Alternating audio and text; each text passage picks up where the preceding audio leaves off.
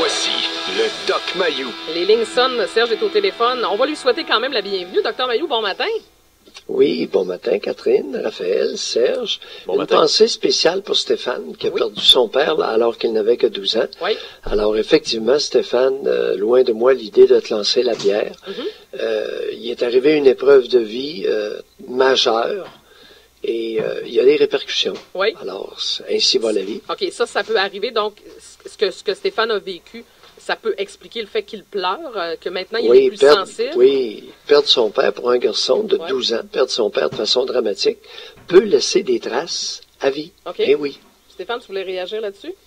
C'est exactement ça. Moi, je vais vous dire, mon père, à chaque Noël, je le vois, il revient et il repart. C'est une image que j'ai toujours, et pourtant, il est décédé depuis plusieurs années. OK, donc Mais c'est marquant. Oui. Docteur Mayou, permettez-moi d'introduire Jude, un auditeur. Je veux savoir ce que les gens en pensent ce matin. Jude, bon matin. Oui, Bonjour. bon matin à vous deux.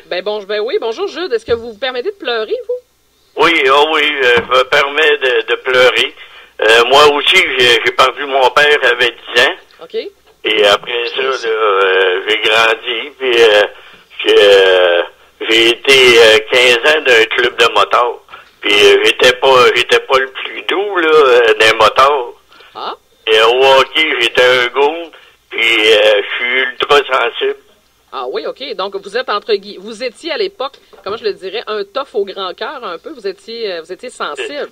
C'est ça, je me faisais une réputation quand j'étais plus jeune d'être un tough. J'aimais ça me battre avec ceux qui aimaient ça. Là. Je battais pas ceux les faibles, ces choses-là. OK. Et j'ai le cœur ultra sensible. Docteur Mayou, analysez-moi donc ça, c'est intéressant, là. Écoute, ça peut être n'importe quoi, là. On n'analyse pas une situation à partir de quelques propos comme ça. D'abord, faudrait s'assurer que les propos sont vrais. Oui, Parce que de faire partie d'une gang de crottés, et de prétendre qu'on a un cœur ultra sensible, c'est contradictoire. Ça ne va pas ensemble, à première vue. Alors, tout est possible en ce bas monde, mais à première vue, c'est peu crédible comme histoire. J'ai joué au hockey quasiment pendant 25 ans, puis j'étais, comme on dit, un goon, puis je défendais les plus faibles. OK. Merci, Jude, de Ben votre oui, appel. puis il a fait partie des motards. Les motards, c'est un groupe de crottés qui défend les plus faibles. Vous pouvez bien dire ça. Je n'ai rencontré des motards là, que je leur aurais fait plus confiance que des citoyens. Bon, OK. Bon, grand bien vous fasse, cher ami. Merci, Jules. Ça donne que je partage pas votre vision sociologique des crottés. OK. Merci, Jude. Hey, c'est du n'importe quoi. Non, merci, Non, Jude, mais de votre appel. est-ce que il y a du monde qui nous appelle pour dire strictement n'importe quoi, une chose et son contraire. À la radio, il y a ça. On peut se faire remplir comme des urnes. Bon, ben, on va Je aller- suis poli. OK, on va aller parler à un autre auditeur, parce que visiblement, ça allume les gens. Claude est en bout de ligne. Claude, bon matin. Oui, bonjour. Bonjour, Claude. Moi, j'ai une paralysie cérébrale, alors Coudon, un matin, ils sont tous à la brosse. Non, docteur Ils sont tous pleins d'activants.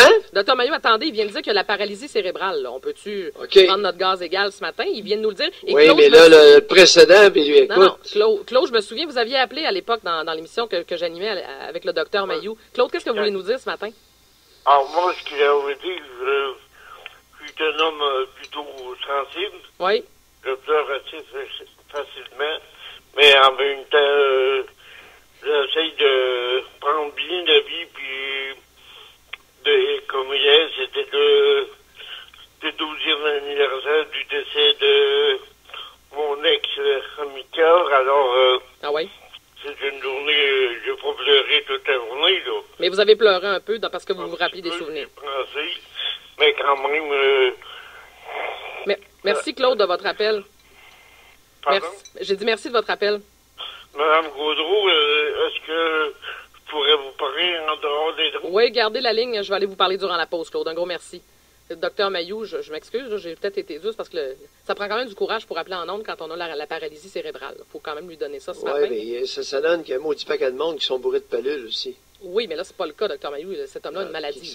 Qui appellent en état, à moitié en état d'ébriété, ou ébriété médicamenteuse, ou même qui ont pris de la boisson en solvant, puis ils nous appellent, là, ça fait pas tellement sérieux, ça, là. Bon, Je pense qu'on mérite mieux que ça. Ben, en tout cas, Dr. Mayou, D'accord pour l'individu qui est frappé de paralysie Oui, cérébrale. là, il faut faire attention. Vous l'avez ramassé, puis il n'y avait rien dit encore, là.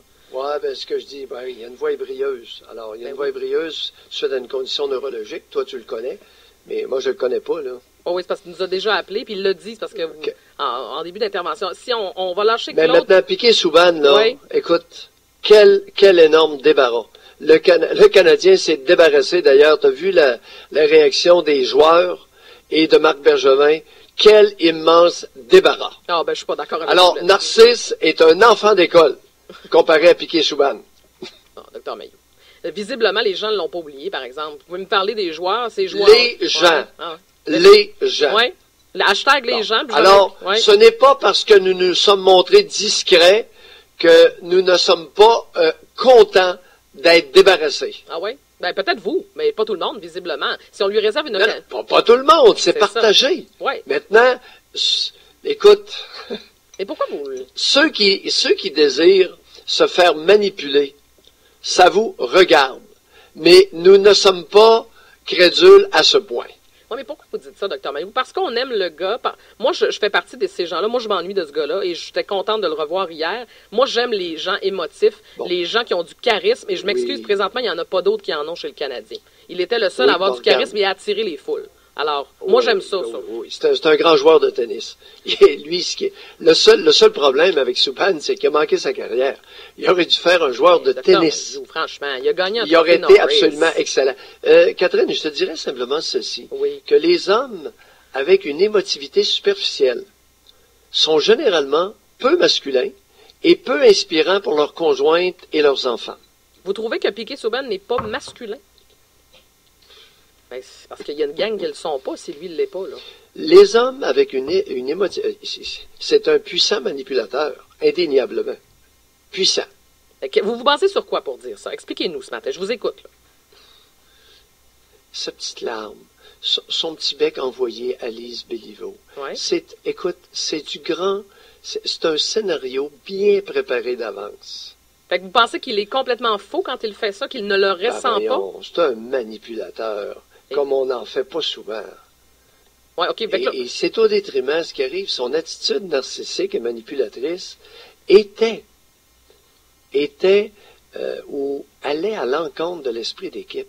Tu peux pas être à ce point rempli de toi-même, OK, et faire partie d'une équipe de hockey de haute performance. C'est impossible.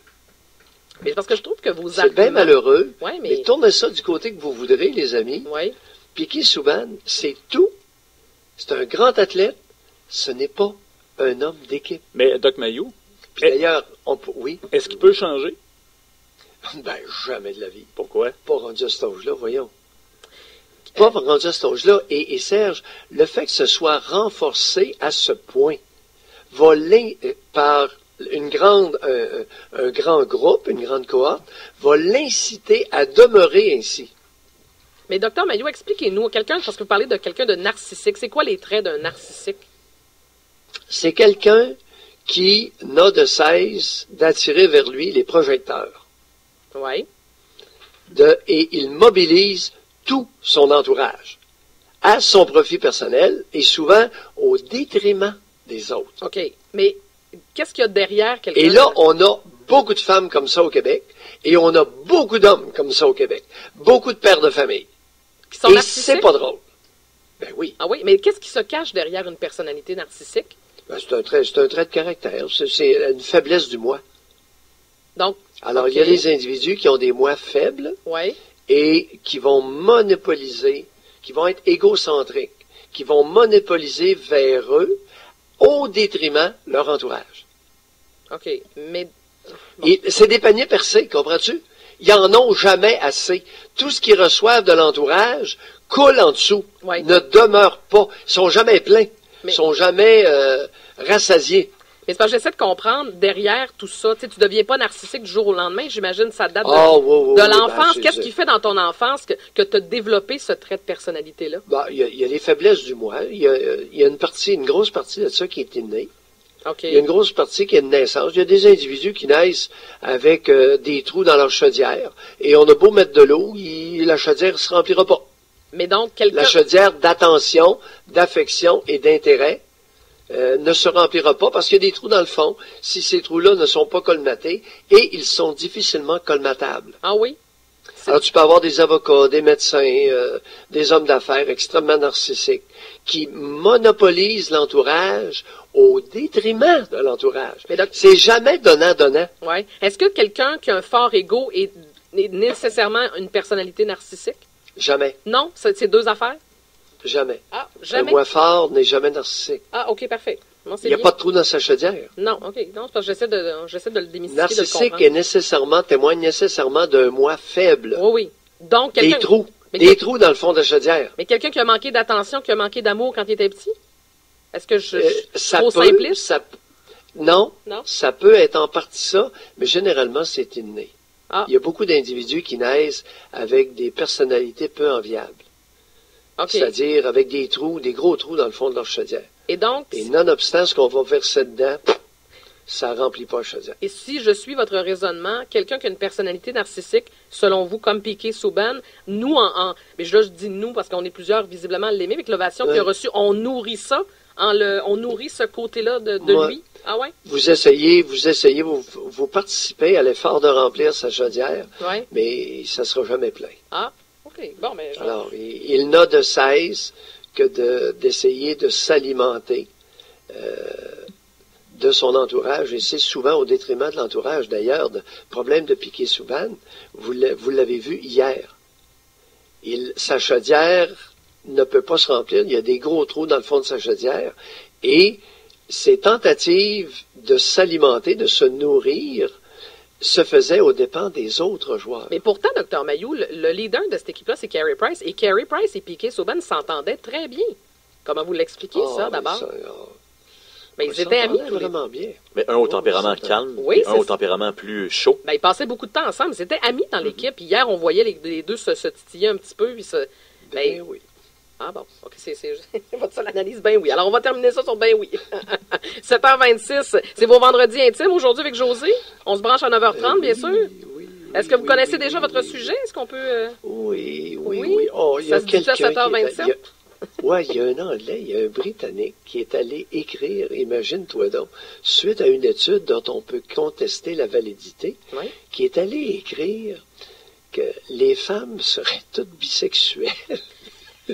Ça va bien notre affaire.